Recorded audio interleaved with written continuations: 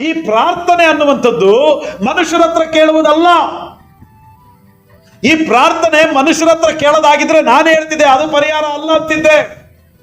ಪ್ರಾರ್ಥನೆ ಅನ್ನುವಂಥದ್ದು ಇದು ಕೇವಲ ದೇವರ ಹತ್ರ ಕೇಳುವಂಥದ್ದು, ಮನುಷ್ಯರ ಹತ್ರ ಕೇಳೋದಲ್ಲ ರೀ.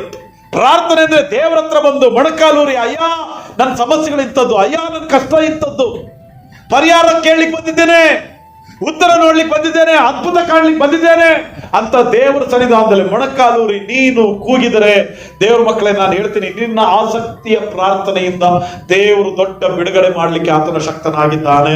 ನಿನ್ನ ಸಮಸ್ಯೆಗೆ ಪರಿಹಾರವೇ ಪ್ರಾರ್ಥನೆ. ಏನೆಲ್ಲ ಪ್ರಯತ್ನಗಳನ್ನು ಮಾಡಿದೀಯ ಸಾಕು, ಏನೆಲ್ಲ ಕಷ್ಟಪಟ್ಟಿದೀಯ ಸಾಕು. ದೇವ್ರ ಮಗನೇ, ದೇವ್ರ ಮಗಳೇ, ನಿನ್ನ ಚಿಂತೆಯಿಂದಾಗಿ ಊಟ ಬಿಡಬೇಡ, ನಿನ್ನ ಚಿಂತೆಯಿಂದಾಗಿ ಕೆಲಸ ಬಿಡಬೇಡ, ನಿನ್ನ ಚಿಂತೆಯಿಂದಾಗಿ ನಿದ್ದೆಯನ್ನು ಬಿಡಬೇಡ. ನೀನು ಆರಾಮಾಗಿ ನಿದ್ರೆ ಮಾಡು, ಆರಾಮಾಗಿ ಕೆಲಸ ಮಾಡು. ಎಲ್ಲ ಸಮಸ್ಯೆಗಳನ್ನ ದೇವರ ಮುಂದೆ ಇಟ್ಟು ನೀನ್ ನೆಮ್ಮದಿಯಾಗಿರು.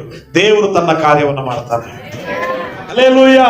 ಚಿಂತೆಯಿಂದ ನಿದ್ದೆ ಯಾಕೆ ಚಿಂತೆಯಿಂದ ಏನ್ರಿ ಊಟ ಯಾಕೆ ಬಿಡ್ತೀಯ, ಚಿಂತೆಯಿಂದ ತಡೆಗಳಿದೆ, ಸಮಸ್ಯೆಗಳಿದೆ ಅಂತೇಳಿ ಯಾಕೆ ಕೂತು ತಲೆ ಮೇಲೆ ಕೈ ಹೊತ್ಕೊಂಡು ಕೂತ್ಕೊಳ್ತೀಯ? ಸರ್ವೇಶ್ವರನಾದ ದೇವರು ನಿನ್ನ ಸಂಗಡ ಇದ್ದಾನಲ್ಲ, ಆತನು ಬಿಡುಗಡೆ ಮಾಡ್ಲಿಕ್ಕೆ ಆತನು ಶಕ್ತನಾಗಿದ್ದಾನಲ್ಲ. ಅದಕ್ಕೆ ನನ್ನ ಸಮಸ್ಯೆಗೆ ಪರಿಹಾರ ಪ್ರಾರ್ಥನೆ, ನಿನ್ನ ಸಮಸ್ಯೆಗೆ ಪರಿಹಾರವೂ ಕೂಡ ಅದು ಪ್ರಾರ್ಥನೆಯೇ ಆಗಿದೆ. ಒಂದು ಕಷ್ಟಕ್ಕಾಗಿ, ಎರಡು ಕಷ್ಟಕ್ಕಾಗಿ, ಮೂರು ಕಷ್ಟಕ್ಕಾಗಿ, 4-5 ಸಮಸ್ಯೆಗಳಿಗಾಗಿ ನೀನ್ ಯಾಕೆ ಅಳ್ತೀಯ? ದೇವ್ರ ಮಗನೇ, ದೇವ್ರ ಮಗಳೇ, ಹಲ್ಲೆಲೂಯಾ, ಹಲ್ಲೆಲೂಯಾ. ಎಲ್ಲ ಸಮಸ್ಯೆಗಳಿಂದ ದಾಟಿಸುವುದಕ್ಕೆ ನನ್ನ ದೇವರು ಶಕ್ತನಾಗಿದ್ದಾನೆ. ಆದರೆ ನೀನೇನ್ ಮಾಡ್ಬೇಕು ಗೊತ್ತಾ? ಆಸಕ್ತಿಯಿಂದ ಪ್ರಾರ್ಥನೆ ಮಾಡ್ಬೇಕು. ನಿನ್ನ ಪ್ರಾರ್ಥನೆ ಏನಾಗ್ಬೇಕು? ಆಸಕ್ತಿಯಿಂದ ಪ್ರಾರ್ಥನೆ ಮಾಡ್ಬೇಕು.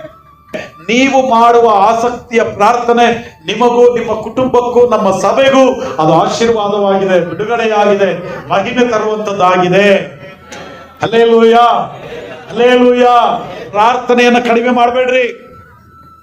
ಇವತ್ತು ಪ್ರಾರ್ಥನೆ ಹುಮ್ಮಸ್ಸಿನಿಂದ ಇವತ್ತು ಪ್ರಾರ್ಥನೆ ಮಾಡಿ ನಾಳೆ ಬಿಟ್ಟು ಬಿಡಬೇಡ್ರಿ. ಈ ತಿಂಗಳು ಪ್ರಾರ್ಥನೆ ಮಾಡಿ ಮುಂದಿನ ತಿಂಗಳು ಬಿಟ್ಟು ಬಿಡಬೇಡ್ರಿ. ದೇವ್ರ ಮಕ್ಕಳೇ, ಸತತವಾಗಿ ನಾವು ಮಾಡುವ ಆಸಕ್ತಿಯ ಪ್ರಾರ್ಥನೆ ನಮಗೆ ಬಹಳ ದೊಡ್ಡ ಆಶೀರ್ವಾದ ತಂದುಕೊಡುತ್ತೆ. ಒಬ್ಬರು ಪ್ರಾರ್ಥಿಸುವುದಕ್ಕಿಂತ ಇಬ್ಬರು ಪ್ರಾರ್ಥಿಸುವುದು ಲೇಸು ಅಂತಿದೆ ದೇವರ ವಾಕ್ಯದಲ್ಲಿ. ಹಲ್ಲೆಲೂಯಾ. 8 ಜನ ಪ್ರಾರ್ಥನೆ ಮಾಡೋದಕ್ಕಿಂತ 16 ಜನ ಪ್ರಾರ್ಥನೆ ಮಾಡೋದು ಒಳ್ಳೇದು. 50 ಜನ ಪ್ರಾರ್ಥನೆ ಮಾಡೋದಕ್ಕಿಂತ 100 ಜನ ಪ್ರಾರ್ಥನೆ ಮಾಡೋದು ಒಳ್ಳೇದು. ಇದೀರಾ? ನೀವು ಪ್ರಾರ್ಥಿಸುವಾಗ ಅತ್ಯಾಸಕ್ತಿಯಿಂದ ಪ್ರಾರ್ಥನೆ ಮಾಡಿದ ಪ್ರಾರ್ಥನೆ ದೊಡ್ಡ ಬಿಡುಗಡೆಯನ್ನ ಕೊಡುತ್ತೆ. ನಾನು ಹೇಳ, ಸಭೆಯಲ್ಲಿ ಜಾಣರಿಲ್ಲದಿದ್ರು ತೊಂದರೆ ಇಲ್ಲ, ಸಭೆಯಲ್ಲಿ ಅಧಿಕಾರಿಗಳಿಲ್ಲದಿದ್ರು ತೊಂದರೆ ಇಲ್ಲ, ಸಭೆಯಲ್ಲಿ ವಿದ್ಯಾವಂತರಿಲ್ಲದಿದ್ರು ತೊಂದರೆ ಇಲ್ಲ, ಸಭೆಯಲ್ಲಿ ಏನ್ರಿ ನಾವು ತುಂಬಾ ಹಣವಂತರ ಅನ್ನುವವರು ಇಲ್ಲದಿದ್ರು ಏನ್ ತೊಂದರೆ ಇಲ್ಲ. ಸಭೆಯಲ್ಲಿ ಪ್ರಾರ್ಥನೆ ಮಾಡುವವರು ಇಲ್ಲದಿದ್ರೆ ಆ ಸಭೆಯು ಶೂನ್ಯ. ಹಲ್ಲೆಲೂಯಾ. ಯಾರಿಲ್ಲದಿದ್ರು ಸಹ ಸಭೆಯಲ್ಲಿ ಪ್ರಾರ್ಥನೆ ಮಾಡುವ ಪ್ರಾರ್ಥನಾ ಯೋಧರು ಸಭೆಯಲ್ಲಿರಬೇಕು. ಇದೀರಾ? ಸಭೆಯು ನಡೆಸಲ್ಪಡುವುದು ಹಣದಿಂದಲ್ಲ, ಸಭೆಯು ನಡೆಸಲ್ಪಡುವಂಥದ್ದು ನಮ್ಮ ಶಕ್ತಿ ಸಾಮರ್ಥ್ಯದಿಂದಲ್ಲ, ಸಭೆಯು ನಡೆಸಲ್ಪಡುವಂಥದ್ದು ನಮ್ಮ ಜ್ಞಾನದಿಂದಲ್ಲ, ಸಭೆಯು ನಡೆಸಲ್ಪಡುವುದು ಕೇವಲ ಪ್ರಾರ್ಥನೆಯಿಂದ. ಅರ್ಥ ಆಗಿದೆಯಾ? ಯಾಕೆ ಸಭೆಯಲ್ಲಿ ಪ್ರಾರ್ಥನೆ ಮಾಡ್ರಿ ಅಂತ ಹೇಳೋದು ಯಾಕಂದ್ರೆ ನಿಮ್ಮ ಆಸಕ್ತಿಯ ಪ್ರಾರ್ಥನೆ ಸಭೆಯನ್ನ ಅಭಿವೃದ್ಧಿ ಪಡಿಸುತ್ತೆ, ಸಭೆಯನ್ನ ಆಶೀರ್ವಾದ ಮಾಡುತ್ತೆ, ಸಭಿಕರಿಗೆ ಬಿಡುಗಡೆ ಕೊಡುತ್ತೆ, ಸಭಿಕರಿಗೆ ಕ್ಷೇಮ ಕೊಡುತ್ತೆ. ಯಾರಿಗೆ ಆರೋಗ್ಯ ಇಲ್ಲ, ಸಮಸ್ಯೆಗಳಲ್ಲಿದ್ದಾರೆ, ಕಷ್ಟದಲ್ಲಿದ್ದಾರೆ, ಬಾಧೆಯಲ್ಲಿದ್ದಾರೆ, ಅವಮಾನಗಳಲ್ಲಿದ್ದಾರೆ, ಅವರ ಪ್ರೇಯರ್ ರಿಕ್ವೆಸ್ಟ್ಗಳನ್ನ ಹೇಳ್ಕೊಳ್ಳುವಾಗ ಎಲ್ಲರೂ ಪ್ರಾರ್ಥನೆ ಮಾಡದಿದ್ರು ಸಹ ಇದರಲ್ಲೊಂದು 10 ಜನ ಪ್ರಾರ್ಥನೆ ಮಾಡ್ತೀರಾ, ಇದರಲ್ಲೊಂದು 20 ಜನ ಪ್ರಾರ್ಥನೆ ಮಾಡ್ತೀರಾ. ಆ ಒಂದು 10 ಜನರಲ್ಲಿ, ಆ ಒಂದು 20 ಜನರಲ್ಲಿ ಯಾರೋ ಒಂದಿಬ್ರು ಆಸಕ್ತಿಯಿಂದ ಪ್ರಾರ್ಥನೆ ಮಾಡ್ತೀರಾ, ದೇವರು ಬಿಡುಗಡೆ ಕೊಡ್ತಾರೆ. Hallelujah, hallelujah. ಆಸಕ್ತಿಯ ಪ್ರಾರ್ಥನೆ ರೀ. ಸಭೆಗೆ ಏನ್ ಬೇಕು ಅಂದ್ರೆ ಮೊದಲ ಮೆಟ್ಲು ನಮಗೆ ಸಭೆಗೆ ಪ್ರಾರ್ಥನೆ ಬೇಕು. ಅನೇಕ ಸಭೆಗಳನ್ನ ನಾನು ನೋಡ್ತಿದ್ದೀನಿ, ಅನೇಕ ಸಭೆಗಳು ಎಲ್ಲ ಇದೆ, ಪ್ರಾರ್ಥನೆ ಒಂದಿಲ್ಲ.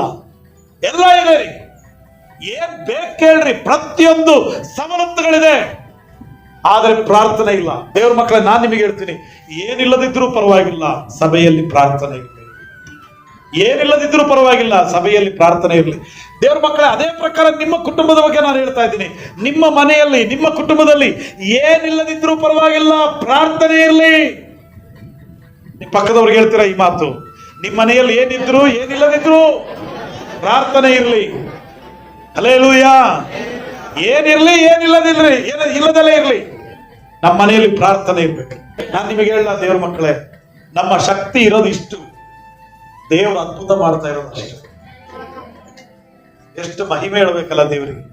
ಅಪ್ಪ ನನಗೆ ಸ್ವಸ್ಥತೆ ಮಾಡು, ಅಪ್ಪ ಬಿಡುಗಡೆ ಕೊಡು, ಅಪ್ಪ ಆರೋಗ್ಯ ಕೊಡು, ಅಪ್ಪ ಕ್ಷೇಮ ಕೊಡು ಅಂತ ಹೇಳಿ ನೀವು ಪ್ರಾರ್ಥನೆ ಮಾಡಿದಿರಲ್ಲ, ದೇವ್ರು ಬಿಡುಗಡೆ ಮಾಡ್ತಾರೆ. ಭಯ ಪಡಬೇಡ್ರಿ ಅಂದ್ರೆ ಎಲ್ಲಿ ಆಗ್ತತಣ? ಎಷ್ಟು ವರ್ಷದಿಂದ ಮಾಡ್ತಿದೀವಣ? ಪ್ರೇಯರ್ ಮಾಡಿದ್ಯಾರು? ನಾನಲ್ಲ, ನೀನ್ ಮಾಡಿದ ಪ್ರೇಯರೇ. ನೀನ್ ಮಾಡಿದ ಪ್ರೇಯರ್ನ ನೀನೇ ನಂಬುದಿದ್ರೆ ಹೆಂಗಪ್ಪ? ಅರ್ಥ ಆಗಿದೆ ನಾನು ಹೇಳೋದು? ಬಹಳ ಜನರ ಪರಿಸ್ಥಿತಿ ಹಂಗೆ ಇದೆ ರೀ ದೇವ್ರ ಮಕ್ಕಳೇ.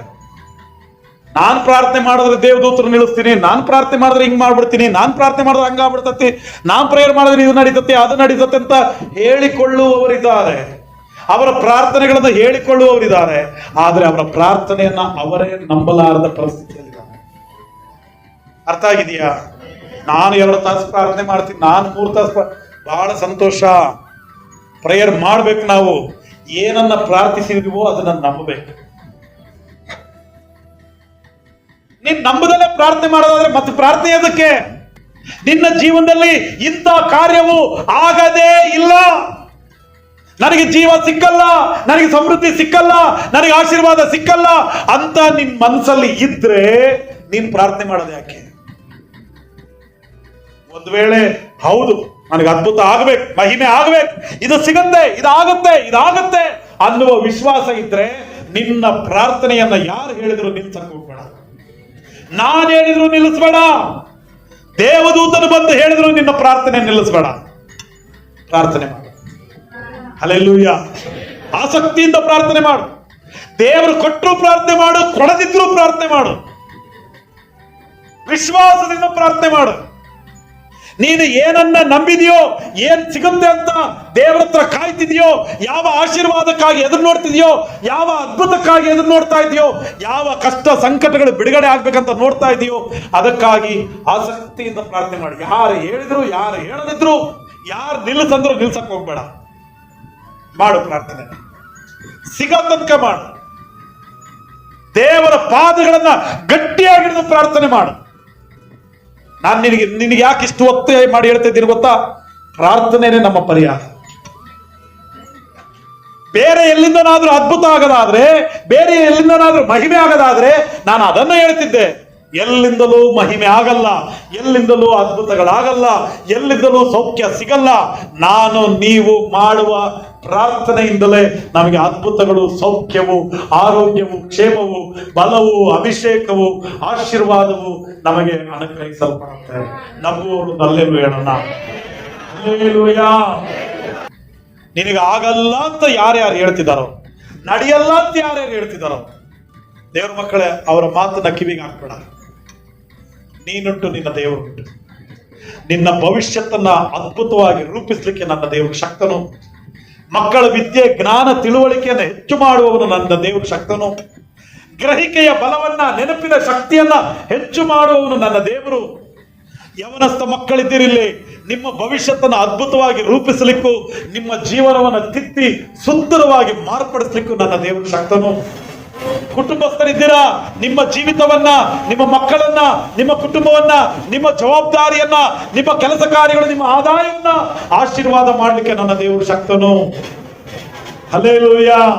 ಮೊಮ್ಮಕ್ಕಳು ಕಂಡವರು ನೀವಿದ್ರೆ, ದೇವರ ವಾಕ್ಯ ಹೇಳುತ್ತೆ 128ನೇ ಕೀರ್ತನೆಯಲ್ಲಿ, ಮಕ್ಕಳನ್ನು ಕಾಣುವವನಾಗು, ಸಮಾಧಾನದ ಜೀವಿತವನ್ನ ದೇವರು ನಿಮಗೆ ಅನುಗ್ರಹ ಮಾಡ್ತಾನೆ. Hallelujah, hallelujah. ದೇವರ ಸನ್ನಿಧಾನದಲ್ಲಿ ನಾವು ಮಾಡುವಂತ ಪ್ರಾರ್ಥನೆ ಅದು ಹೋಗಿ ಖಾಲಿ ಕೈಯಲ್ಲಿ ಬರುವಂತದ್ದಲ್ಲ, ತನ್ನ ಕಾರ್ಯವನ್ನು ನೆರವೇರಿಸಿಕೊಂಡು ಬರುವಂಥದ್ದು. ಹಲ್ಲೆಲೂಯಾ. ಪ್ರಾರ್ಥನೆ ಸುಮ್ಮನೆ ಹೋಗಿ ಬರುವಂತದ್ದಲ್ಲ ರೀ, ಖಾಲಿ ಕೈಲಿ ಬರಲ್ಲ. ಯಾವ ಪ್ರಾರ್ಥನೆ ಮಾಡಿದ್ದೀವೋ, ಏನನ್ನ ಕೇಳಿದ್ದೀವೋ ಅದನ್ನ ಪಡೆದು ಹಿಂತಿರುಗಿ ಬರುತ್ತೆ.